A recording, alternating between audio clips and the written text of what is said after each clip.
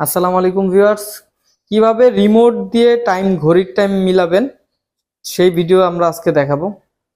দেখতে পাচ্ছেন এই রিমোটটির মাঝখানের যে বাটনটা, এই বাটনটা যখন প্রেস করবেন দেখবেন সূচিগুলো লাফাচ্ছে। সূচির তারপরে আপনি সংখ্যা বসাবেন, এখানে সংখ্যা চলে আসবে। যেই সংখ্যাটা দিবেন এই সংখ্যাটাই কি চলে আসতেছে।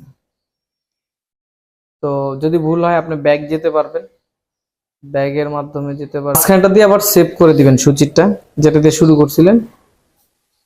আর ঘড়ির টাইম সেট করবেন এইটা দিয়ে, ঘড়ির চিহ্ন দেওয়া আছে রিমোটের মধ্যে। এই বাটনটা চাপ দিলে প্লাস দিলে বাড়বে, মাইনাস দিলে কমবে, আবার এইটা দিয়ে নেক্সট যাবে।